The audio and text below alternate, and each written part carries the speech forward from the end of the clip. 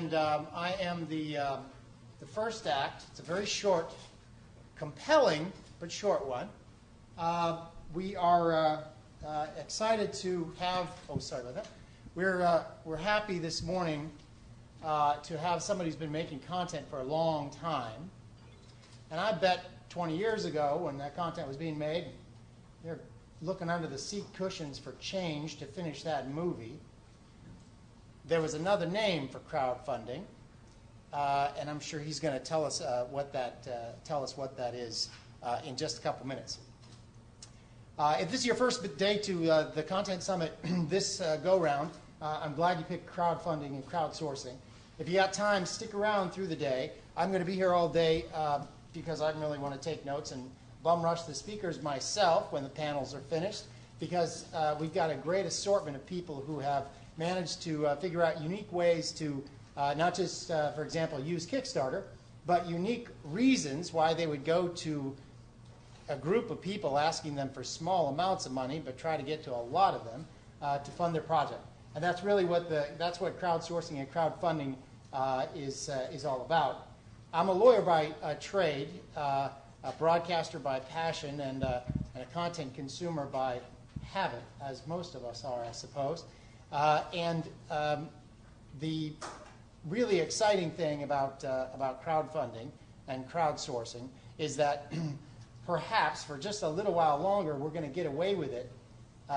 There's some time we're going to be able to continue to fund projects like this before the SEC brings its foot down. There's been a lot of new rules and laws and regulations the last year. If you know SEC lawyers or M&A lawyers or entertainment lawyers and they help you with your financings in the past, you should talk to them now, because we've kind of flown under the radar, I think, because the examiners at the SEC really never believed people were going to figure out a way to take $10 from an awful lot of people and actually finance a feature film. Clearly, we don't have pre-existing relationships with those people, and each of the Kickstarter panelists that you're going to end up talking to or hearing from today will tell you their own story. Very excited that this is a regular Creative Solutions debut event this week, and there's a lot of great panelists that you're going to be speaking to all day and all morning. If anything sounds interesting to you or you got follow-up questions and they leave, feel free to reach me. I'm just going to be sitting here in this room all day long. And if you are in between breaks or in between panels and you're going to go see other things, come on back to this room and just hang out, because that's what ends up, a third of the people who end up who are here for the crowdsourcing summit will probably do just that. So you probably make some great connections by the end of the day. All right, without putting it off any further, again, thank you for coming. Stay with us all day. Robert Greenwald's been making content for a year or two or three, and if you go to their website and ask them what their mission statement is and what's the point, they do movies that make good things happen. Brave New Films is purpose is to bring justice to the world, and now, with crowdfunding and a nice new label to put on it, your $10, $15, $20, $25, $75, $100 donation, contribution, gift, collaborative effort that you bring to Brave New Films is going to allow you to join the 1.5 million people who they claim are already part of their team. So without wasting any more time, Robert Greenwald, the man behind it all, is here to speak this morning. Robert?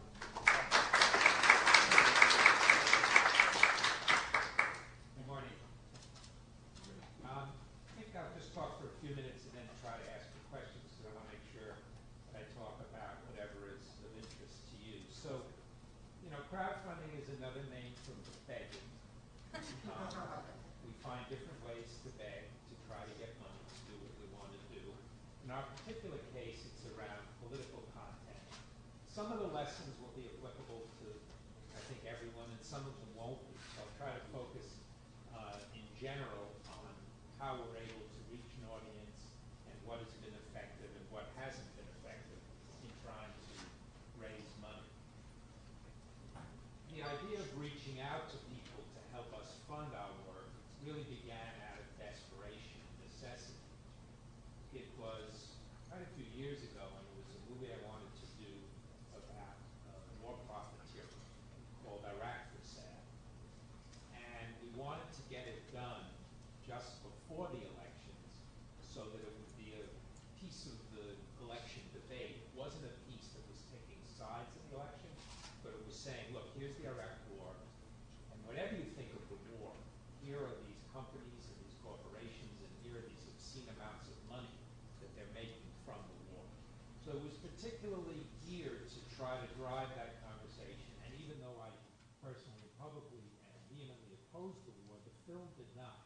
film just said very carefully, look, here's this company, and here's this one, and here are soldiers talking about what happens. So we very much wanted to get it out by September so that October, November it could be discussed, but we were not having luck with the large donors. So Jim Gilliam, who worked with us at the time, who subsequently has started something called Nation Builder, that all of you should look into. It's a great, great tool, and it's designed to help individuals, kind of a one-stop shopping. So Jim came into my office and said, well, why don't we go to our email list and ask them for money? And I thought that was probably one of the stupidest ideas I ever heard. I said, why would anybody give money for a film they haven't seen? It doesn't make any sense. He said, well, we have nothing to lose, so we're going to have to give up on trying to make the film. So at that point, we did an email blast to our email list, which was pretty large. I don't know, 700, maybe it was 1 million people. I mean, it's a separate conversation about building up email lists, social media. But we went to the email list and we got a tremendous response. I don't remember how much it was, but it was enough to allow us to go forward. Thank you. Allow us to go forward to and begin the film. And that was the beginning of our experience, fundraising, crowdsourcing, whatever name you put on it. Over time, it evolved, and now it's a critical piece of any campaign we do. It was most effective, I think.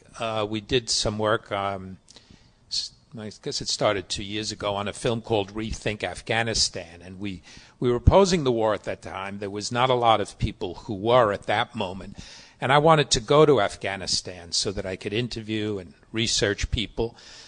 And there were two very tough negotiations. The first negotiation was, would we have enough money? But the tougher one was with my wife and my daughters, whether they would agree that I could go to Afghanistan. So once I had solved and convinced them that, maybe safety was not the right word, but being careful in a war zone was possible, we then went out to the list, asked for money, and particularly said that I was going to go, I was going to interview people, we were going to meet people, and there was no replacing that experience if we wanted to talk both about the war, but about the people in Afghanistan, what they were doing, what was going on, because we weren't hearing any of those voices. And if we could show the first video, which will give you a little idea of some part of this.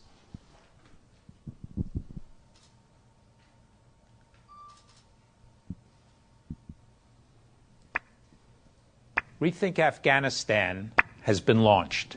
The campaign has started, and thanks to many of you for getting the word out there. Over 20,000 people have signed the petition asking for hearings that would raise the critical questions. And we've gotten your feedback from the first video, and over again, people have told us, yes, they love seeing the experts, Bakovich and Kinzer and Pape and others, but they were really affected by the fact that we had Afghan voices in the video. And it's motivated all of us here to go further. I'm planning a trip to Afghanistan.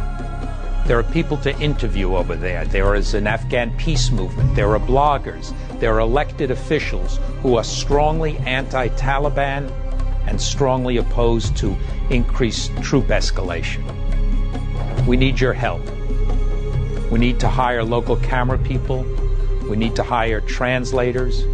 We need to have research done. As you can imagine, there's lots of logistical planning. Can you help us?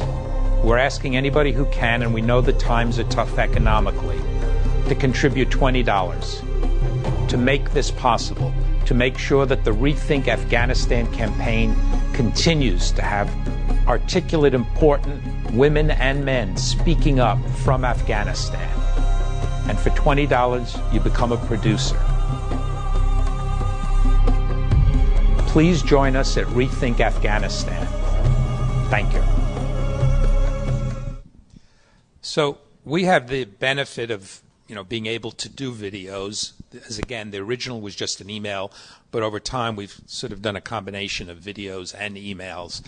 And at least by our experience, the videos help. They're not the sole answer, but they certainly help in reaching people. We also have a studio where we're able to film some of these. So it's certainly a big advantage. But the key thing is, from our experience again, is an issue that people care about, a way to talk about it, and the possibility that what we're doing is going to make some kind of a difference. Because if people are going to give up their dollars, there really needs to be a reason. There's lots of good and serious ways you can use your money in the political arena. So our competition is not other movies. Our competition, if you will, is $1 to a candidate running for office or a good organization that is doing political work. So we need to make clear what we're doing, how we're doing it, and then the producer credit, which, to my surprise, has turned out to be very popular and very positive. And again, this was way before Kickstarter was a dream in anybody's eyes. And I think, everyone here, I'm sure, is familiar with it. And now it seems to be a standard operating procedure on films to offer producer or co-producer, executive producer, depending on the dollars. When we started, we offered producer, and then at the end of Iraq for Sale, and I think also at the end of Rethink Afghanistan, there is a long crawl, and the names go by very, very quickly, but it seemed to be meaningful to people. And then we also, on one of the films, asked people when they made a donation, I think this was on Iraq for Sale, they could make it in somebody's name. And that was very, very moving to us and hopefully significant to the people. So they talked about relatives who'd been in war and others who'd been killed, or their children or grandchildren. They wanted to end the wars in their names. So that was a second or third learning experience for us, where we realized, again, the more personal you can make this, the more personal the opportunities are, the more potential impact you're going to have.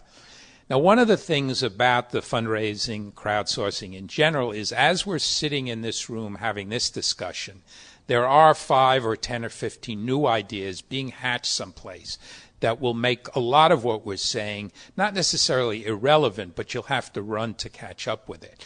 So we spend an enormous amount of time and energy thinking about and looking at what are new ways to communicate. Again, content neutral or politically neutral, which is what are the ways that you can reach people. And it's gotten harder and harder, right? Because social media is great, but it's a huge additional drain on people's, it used to be you send an email. Now, people don't open their emails, particularly if they're under 30. They just don't open email. So you have to find other ways to reach them. So now you have Facebook, and now you have Twitter, and then Tumblr. There's endless and continuing ways. And what each of you are going to need to decide, and we can get into this in the questions, how much time you're willing to put into this. It's not easy, right? It's not one-stop shopping. It's not walking in and begging a studio or a network or your cable executive and getting down on your hands and knees and saying, I have this wonderful film, will you finance it? Which can be a degrading, disgusting experience. I did it for many, many years. I never got over how degrading and disgusting it was. But it's one-stop shopping. Dealing with crowdsourcing is emotionally much more satisfying because you're dealing with people who care, they're committing to you, they're not giving you lots of notes about how you should fix your film. But it takes a tremendous amount of energy and time, and you just emotionally and intellectually, I think, really need to think about and be prepared when you go forward to do that. Let's look at the second video. I think I had. Yes, I'm going to say one thing about this. So we have been discussing doing something. We have a campaign now because of the Rethink Afghanistan campaign, which was actually very successful in terms of reaching a large audience and being part of convincing people that, in fact, this was not the good war and all the reasons that we laid out in that campaign. And over time, we saw a phenomenal shift in public opinion. When we first did the Rethink Afghanistan work, we were attacked even by people on our own list. Over time, all of that changed. Now that the war, fortunately, is winding down, although not fast enough, we've moved our focus to a larger campaign called War Costs. And we're doing 2 pieces in that campaign. One of them will be focusing on drones, and mostly drones in Pakistan. So I'm planning a trip to Pakistan to be able to, again, interview people, have that experience, talk to elected officials in Pakistan who oppose the drones, talk to families who've had members killed, innocent folks who've been killed by the drones. And we did this video as a way, again, to begin the process of fundraising and also building awareness in the audience as to what we're going to be doing and why. I'm Robert Greenwald. In May of 2009, we reached out to many of you for help so I could go to Afghanistan, research, investigate, interview, and film. You made it possible, and Rethink Afghanistan was born. Now it's time to go to Pakistan and report on the drones and what is happening. Our brave new foundation team needs your help so that we can do the research, do the interviewing, do the filming, and most critically, get these stories to the American public. We recently worked with NYU and Stanford to make sure that the research report that they did reached as wide an audience as possible. Most of the media coverage and the U.S. government line in the United States is that drone strikes are very precise. The result of our research is a report entitled Living Under Drones. Many of you saw the video, and we helped reach a significant audience with an enormous amount of press. The Brave New Foundation released a video to accompany the Living Under Drones study. The new report is called Living Under Drones, Death, Injury and Trauma.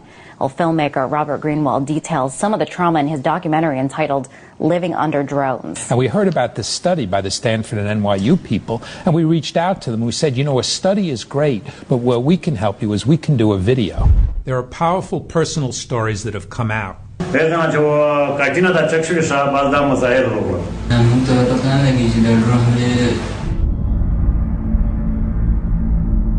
the job is not done now. We need your help so I can travel to Pakistan so the crack Brave New Foundation team can continue as they're doing with their finding the people who need to be talked to, the stories that need to be told. We need your help. Can you support us? Now, interesting case study. That video, that outreach was not successful, and we're analyzing why internally. One of the reasons seems, well, there's a couple of reasons, and then can be interested if any of you want to express your opinion. One is that there's an election and people are so focused on the election. Two is that people, because drones are both painful, unpleasant, and seemingly attacking people with different colored skins over there, it's something that a lot of people don't want to hear about. So we've been talking about it internally. We put drones in the subject line of the email. Oh, there's Jim. We had drones in the subject line, right? Yes, we did. What was the subject line? Help send Robert to Pakistan. Yeah, and I guess people didn't want.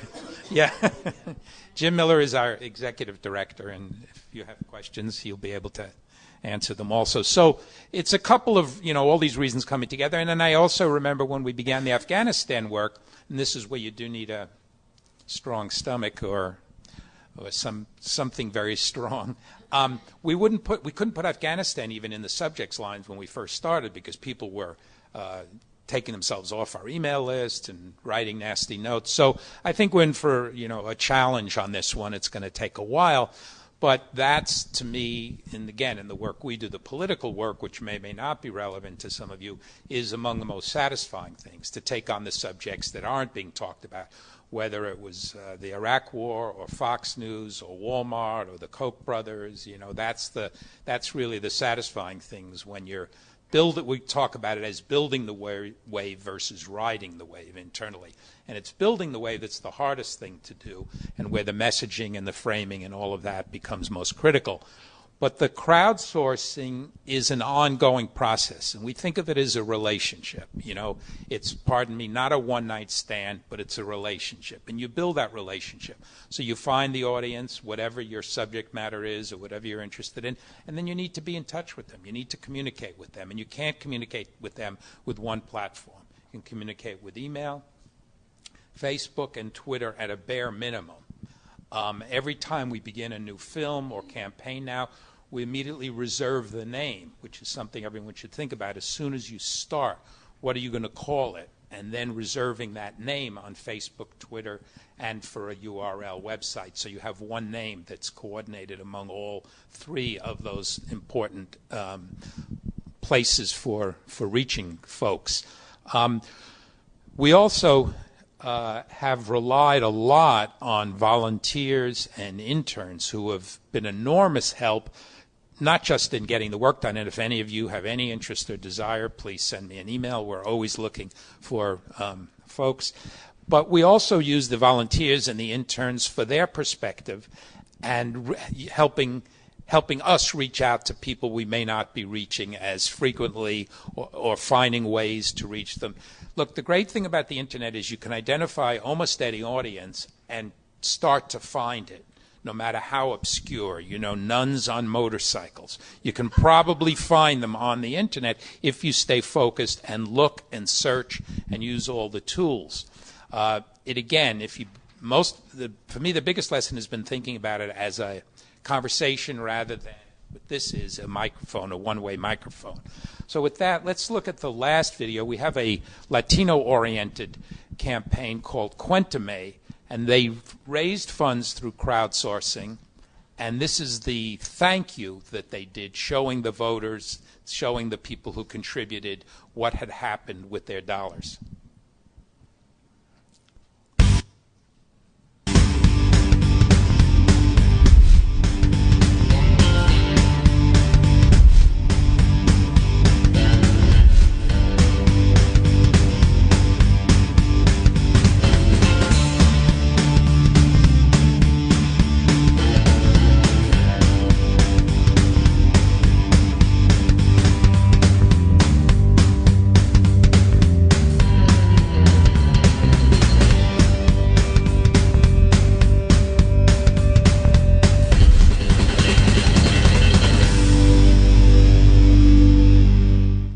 So that represented two things. One was it was particular and specific to Utah. It was designed to, as you could see, be in Utah.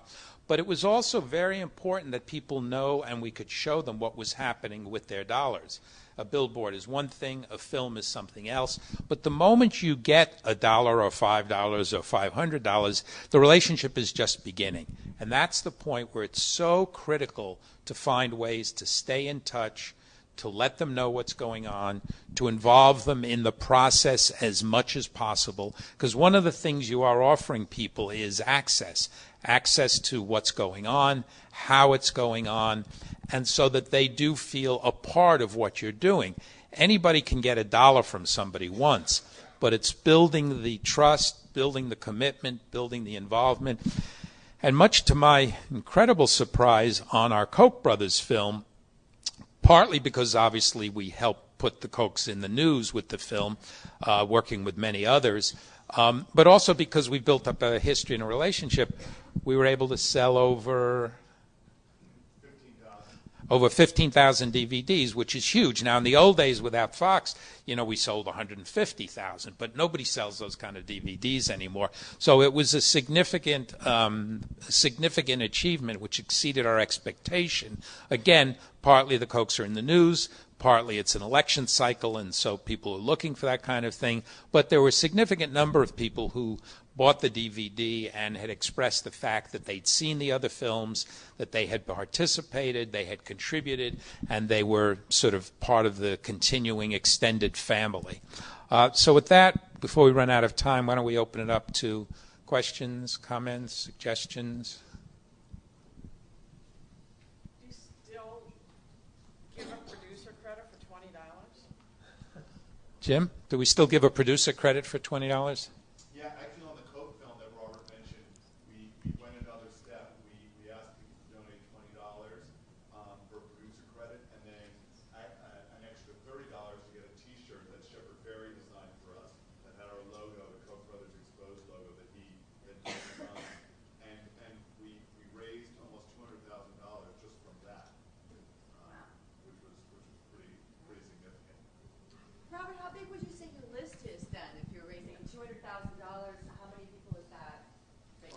Our list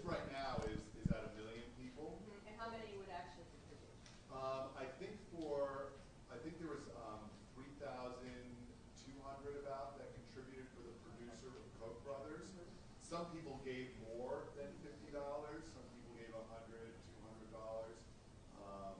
But that was the amount that contributed. You need a big list. We need a big list. We need a Yes. passionate list, because we started off with a much smaller list, of course, and we were able to still raise significant funds. We have 1 million people, but only 20% of those people open any given email. Right. So it's about the passionate group. And the Koch brothers people, we segregate the list, or we segment the list. The Koch brothers list is very, very passionate. And the other thing, a list implies email, which is important, and definitely fundraising is still better on email.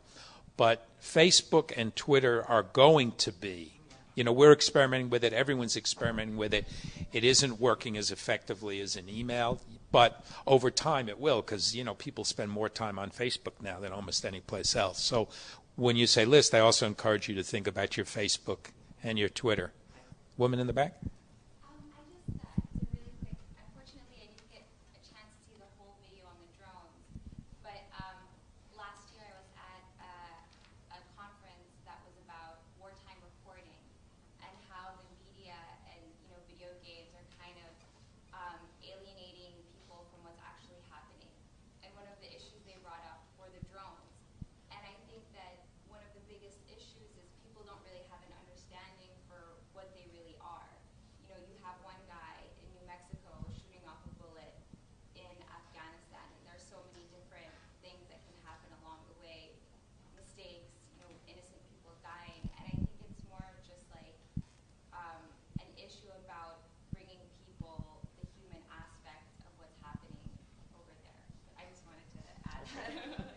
Thank you.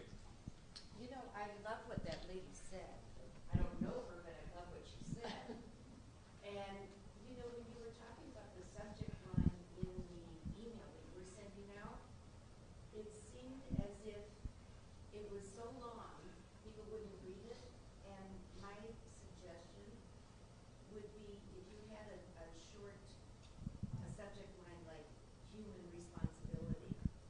Because what this lady was talking about is raising awareness for people to know exactly what's going on, which goes right into the core issue of your campaign, is people assuming human responsibility for what's going on.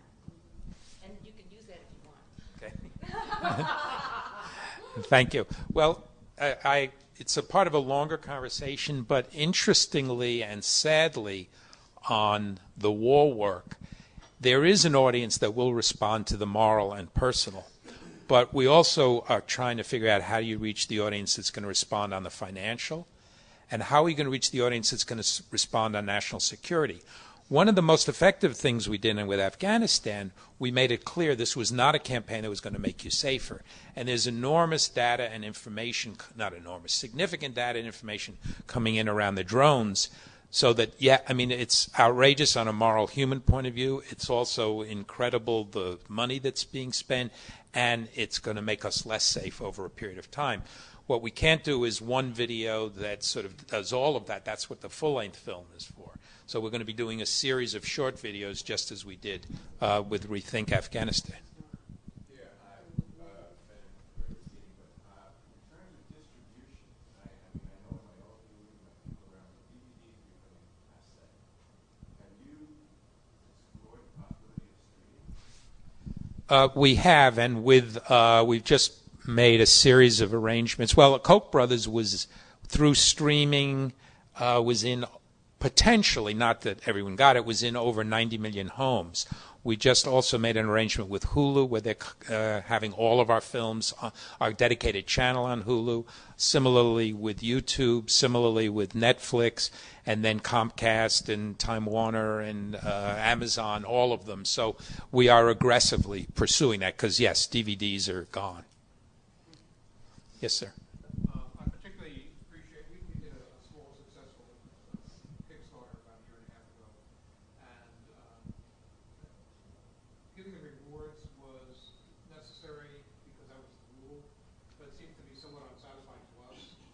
Not that we didn't want to give that reward, but you seem to be saying that the intellectual reward being a producer be named in the credits, which is what we did and what some of the people said, you know what, I'm getting you at a certain level, if I'm in the credits, fine, you don't have to send the other things which are good, a signed poster and a DVD and so on and so forth. So are you finding that the people supporting you because they like the content, they like what you're doing, and therefore just want to be part of it, and maybe have that kind of recognition, and that takes over any other material, well, take a t-shirt. T-shirt is probably kind of cool. It was cool, but some people said, I don't need the t-shirt. Right. You know, so it varies. So have you found that to be your best, most ardent, repeat supporters of people who just are supporting the content that you're bringing to life? Yes, I would say in our case the content is the driver, but you also want to encourage people and excite people and offer as many extra goodies as you can. Now, one of the things that's a little different for us content-wise going forward is that we're focusing on 3 major campaigns. One will be war costs, which the drones will be part of. The other is Cuéntame, which is Latino outreach. And we just got a Ford grant that's going to allow us to focus on mass incarceration, hopefully over the next couple of years. So those will be different audiences. There'll be some overlap, but different audiences. So as Jim said before, you know, we're segmenting our lists now, and we're trying different subject lines to reach those different audiences that we're building up, which is also time-consuming and intellectually very challenging and very interesting, but it's the opposite again of the microphone or the megaphone. We can just say we almost never go to our full list anymore with the same subject line or the same ask. We vary it depending on whether they're Coke or whether they're Cuéntame or whether they're war costs. Can I add something? I think that the content is the driver, but you do want to engage your audience, which we do very frequently. The video that Robert showed about the Cuéntame billboard was to drive content, but what we did was we asked the list, what should we put on that billboard? And we got hundreds of suggestions from people, and that was actually one of our supporters' suggestions that we used. And it was to augment a series of videos that we did around what was happening in Utah, similar to SB 1070 bill that was trying to pass through. Are you a nonprofit? Yes, we are a nonprofit. We have what's called a C3 and a C4, but both are nonprofit. That's good. Okay. I was just curious, since you're sort of movement-based, how do you guys define success for your campaign? Obviously, there's the point of getting funded the way you want to, but then what's the success of the campaign about? When we have a peaceful and better world. Small goals. You know, it's an interesting question. We're constantly trying to figure it out. We're not electorally based. You know, we've done, like with Cuéntame's doing a lot of get out the vote and voter registration right now in battleground states, but that's not primarily what we do. What we primarily do is talk about the ideas that will then affect the electoral process. So we're constantly looking at ways to measure that. For example, with Rethink Afghanistan, before we started, versus now, you know, if you Google the terms Rethink Afghanistan is one way to measure it. Press hits is another way to measure it. People taking action. Comments is another way. Blogs is another way. And we have 5 or 6 or 7 ways that we measure whether we've been successful. You know, it would be nicer and easier if we could just say we got X law passed. But what I passionately believe what we do is so important is the framework so the laws can get passed. And personally, and a lot of the folks at BNF are committed to a social movement versus just an electoral strategy. And again, if you think about the peace movement, the labor movement, the women's movement, or the civil rights movement, none of them keyed just to getting one person elected or one law passed. They were about creating an environment and a way of thinking and an approach. So that's what we do, and then measuring it for ourselves and holding ourselves to a high standard is not always easy.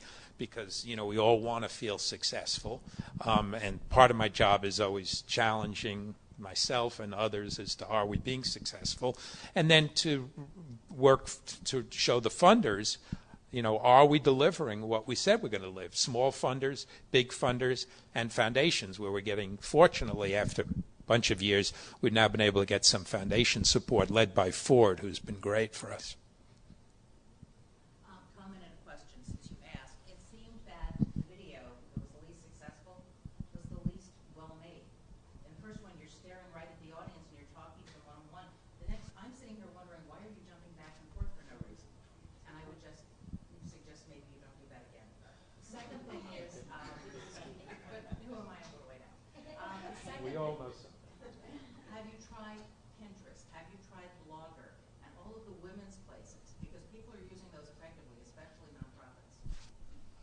We've tried them erratically, not as consistently as we should.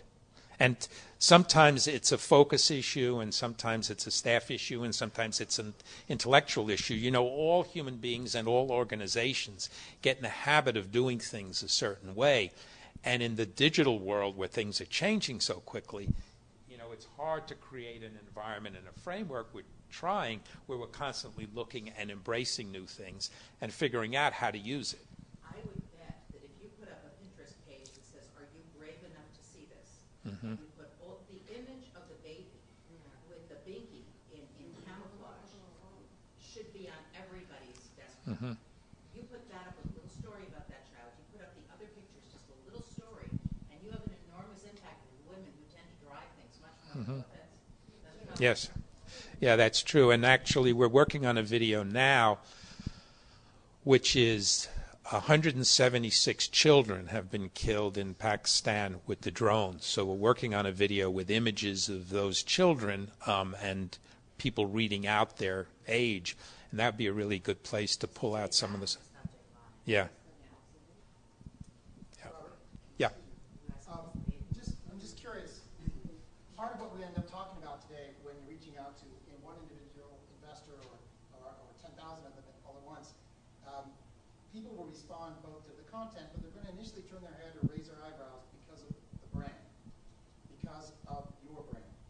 And I'm curious if you've thought about being open to a collaboration with a company that does not have Brave New Films, does not have that brand, but is probably ultimately every one of their crew members is younger. Everything they focus on is completely relevant for today. They have a mastery of the social media framework, and they were probably on and off Pinterest 8 months ago. And I know those teams of people are struggling to get their content made because they think they can get out to everybody, but they don't know how to make films because they're not good projects. They're not well done. And they don't have the brand. I'm wondering if Brave New Films has yet opened up its sent out an invitation of sorts to see if you can find that kind of collaboration. Because some new company that would be able to lend without you having to learn new skills or use your 25 bodies now to do something that you're already tight resources. Seems like there would probably be a company or two that would love to have the ability to collaborate with you, especially if they got to draft off the Brave New Films brand.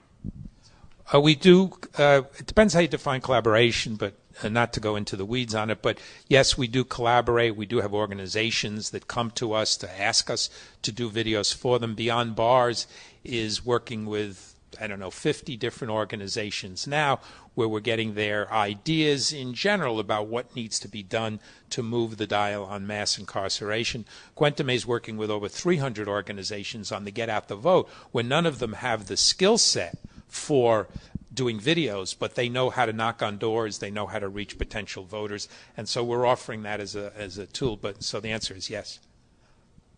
Oh, I wanted to tell you, I just love what you're doing. Oh, thank you. I mean, everything that you're doing is so wonderful and so heartfelt. Appreciate it. And now I want to ask you, if you would you repeat the name of the website that you said that all of us, something about saving nation? Nation Builder. Nation Builder. Yes. Thank you. You're welcome. NationBuilder.com? I think it's .com. I don't know, but you'll find it. Okay. And if you can't, then you shouldn't use it. If you can't, just Google it and find it. Jim has fallen down on the job, which I have. Yes? When you make a video for Kickstarter, do you mention that you have funds from Ford Foundation? We have not done Kickstarter. I've been desperately trying to convince my colleagues to do it, but I haven't had any luck so far. It's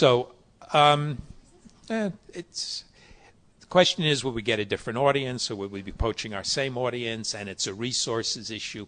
It's hard when you're doing this work because there's so many things you want to do. I wake up every day, I read the newspaper, and have 7 ideas, and I have to discipline myself not to email Jim or my colleagues at 6 o'clock in the morning with, why don't we do this, or why don't we do that, because that's not a productive way. Again, one of the thousands of things I've learned in this job, a job I wasn't trained or prepared for, I was, and still consider myself a director, was, you've got to stay on something. You've got to focus on it. And we've got 3 major campaigns, so we can't do everything else. So I don't know the answer, but I'm sure there must be others out there who've done it, who have some forward money and also go on Kickstarter, and hopefully in the not too distant future you'll see us there too. And But you'll mention that you do have funds. yes, already. yeah, yes, yes, yes, sir. So in some ways I feel like I'm in a KPFK sort of group here. And I'm wondering to what extent, because you have a lot of like-minded folks, I think in those sorts of, places, do you leverage that in any way? And I'm thinking that, you could do something with them to help you raise money, because I think that's, a like-minded kind of audience and they're doing it all the time. Now they're in fundraising. You listen to KPFK, but they're doing fundraising right now. So you hear different kinds of folks talking about different things. I thought Robert Reich's book trying to, I don't know if he makes any money on that. Maybe he makes some money, but are you taking advantage of those kinds of audiences? Yes, I think we are. And in fact, if any of you are on our email list, Amy Goodman's coming into the studio tomorrow to talk with us. And you all should be on the email list or the social media stuff. Yes, we work with KPFK a lot, and we work with lots of organizations. KPFK primarily, they will use our DVDs for fundraising, and which they make some money and we make some money off them. One of the things we did with the Koch brothers, and we've done with all the films, which is we offer all organizations who sell the movie, they can make, can't remember, $5? $5 for each DVD they sell, and the technology is stuff you can track where the sales are coming from. So if Democracy for America goes out with an email, or then they know how many copies they've sold, and money goes back to them. So we try very hard because, again, like in the relationship with individual people, it's got to be a relationship, and as we know from years of therapy, relationships go two ways. So they don't always go one way, right? Exactly. Yes. I have a couple of mundane questions. One is, on your first film, did you have a set goal of the amount of money you wanted to raise? No. How has that changed to your most recent one? Have you gotten burnout from your mailing? We did not have a set goal in terms of money on the first one. What we do now, we have set goals with not on the when we do an email, we'll have a set goal, which are smaller numbers. Quendeme went out with a fundraiser yesterday. They had a goal of, I think it was $3,000. They made $5,000. So we have smaller goals that we do more frequently. And what was burnout on the email list? I'm sure there's terrible burnout on the email list. It's very hard to measure that. What you can measure is, are people opening the emails, and then are they clicking to the video? Those rates have stayed more or less the same, but every gut instinct that I have tells me that there's been burnout and a certain amount of replacement and refreshing of the email list. Now, all these, pardon me for getting overly strong-willed about it, but all of these disgusting petitions which are going to do nothing and make no difference really are only efforts to capture your emails. That's what they're about. Send an email to Karl Rove and tell him he's a bad person. Oh, yeah, that'll have a big impact, But all of those are just trying to get your emails for groups who are doing good work, by the way. But it's a nuclear arms race where everybody's competing for email addresses in an effort to gain supporters, build fundraising, and it's gotten harder and harder to get email addresses. Again, particularly younger generation, they will not give up their email address. That's, i.e., the use of Facebook and Twitter. Traditionally, the burnout is measured by how many people say, take me off your list. So how much do you put into consideration the fact that a lot of people would like to, but it's a terrible economy and a lot of people are at work or they're underemployed, because. Yes. Well, we do get, we get those emails which are very emotional and supportive, and people saying, we wish I could, but I can't. So yes, we measure it by how many people take the names off. But even then, some people are taking it off because they're getting it on Facebook or they're getting it on Twitter, So it's hard. So it's not an exact science by any means. And can I say that our fundraising emails are maybe one of every 20 that we send. So most of the time, we're sending people videos around the subject matter that we're working on. We're not consistently, we're not like Move On where every email is fundraising. Although we debate that a lot internally, and Jim would like us to send some more fundraising emails than we're currently sending. I've been on your list for years, and I just stopped getting the emails, and I never unsubscribed. Because I've interviewed you. I like you. Thank you. She's still here. I stopped sending them. That's very strange. Is it going to a spam folder by any chance? I even read my spam folder. Wow. Okay, well, we can rectify that, or just send, yes, thank you. We will, that we know how to fix. Just curious if you guys found yourself having to sort of reboot or do anything around, like, when companies might sort of overwhelm them in their levels, if you had to sort of reprove your, if people sort of backed off of these movements and things like that for a little bit, or if you guys had to do anything. No, I mean, we try not to be too, I mean, it's hard when you're this kind of an organization, but I try not to sort of go with the wind or the flavor or whatever the direction at any given time is, but to look at it longer term and to stay with that as much as we can, because I think that's where the real change comes, not by responding to the headline or the idiot statement somebody said in the morning or something very successful, but to say we're in this for the long haul and here's our plan and we're going to stick to it and change as we learn things, but not to be running because the wind has changed that day. Have you ever thought about using your crowdfunding tactics for a commercial project and then use that revenue for your nonprofit? I think there are laws against that.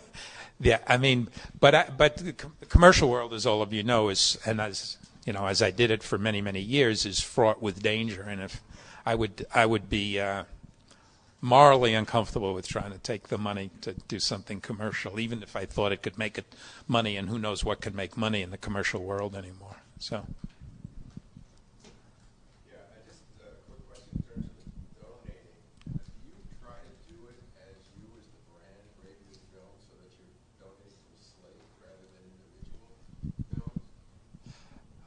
Yes, I think, well, no, in fact, what we try to do is as specific as possible. That's one thing, sorry, I didn't mention that. The more general the ask, the less the money. So if we say, help support us fight for the good world, we don't do as well.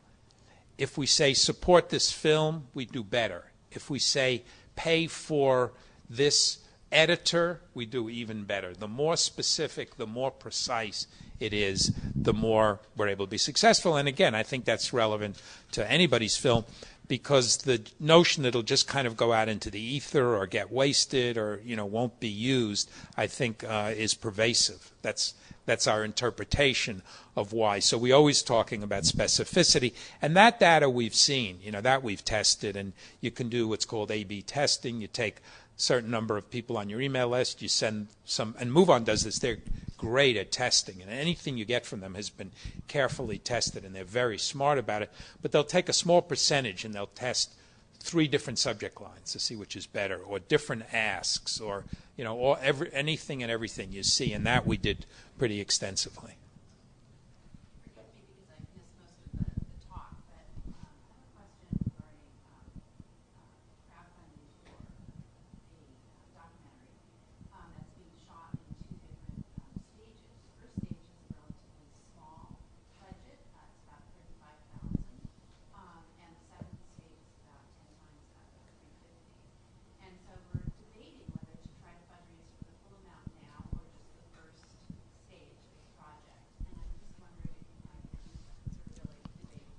Well, I don't think it's a debate, because you won't get the $350,000 unless you have some huge donors, or it's an issue that you can reach millions of people with. So, assuming that's not the case, I would say go for the 35. What we learned with Rethink Afghanistan, and what we learn each time, and with Koch brothers, in going for smaller amounts and in doing shorter pieces, you're building up a constituency, you're building up a relationship, you're building up audiences who are involved with you. And again, we fell into it with Rethink because we didn't have the money and nobody would give us a penny for that. So we started doing these short pieces, finding an audience, getting small amounts from them so we could do additional short pieces, and then began to turn into full length. So would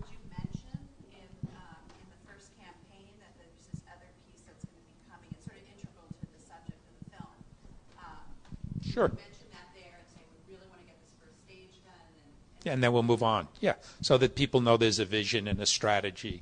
I mean, the more information you can give people without boring them, so the more they know that it's been thought through and that there's a plan. Again, just think about it from their point of view. Is my money being wasted?